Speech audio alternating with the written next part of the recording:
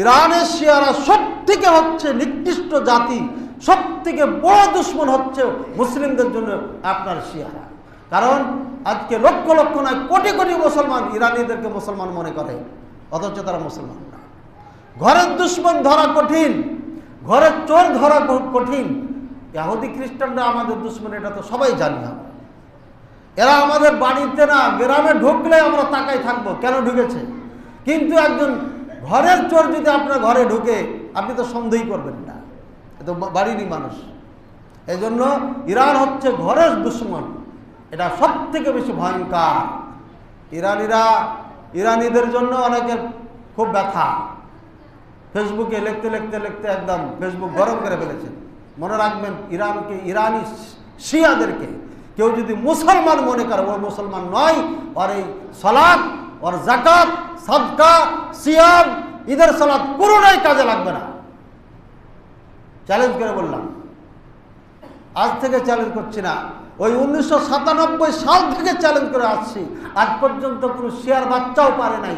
মুসলমানের মুরগি যারা জানে তারা তো কথাই বলবে না। বগুড়ার থেকে এক শিয়ার বাচ্চা আরবিতে আমার সাথে কথা বলছিল। এই বেটা নাকি ইরাকে থাকে, ইরাকে পড়ে, ভার্সিটিতে পড়ে। হ্যাঁ, তো দুই এক লাইন বলার পরে আর আরবি বলে না, বাংলা বলছে। তোর মতো শিয়ার বাচ্চারাকে আমি সামনে পাইলে পারে একদম পায়খানা গুলিয়ে খেয়ে দেবো তোকে। তোদের তো মাথাই নেই, মাথায় বিক্রি করে ফেলেছি। আমার সাথে কথা বলার আগে চিন্তা করিস হাজারবার, আর ফোন টোন দেয়নি। ভাইয়ের আমার, এরা ভয়ঙ্কর জাতি।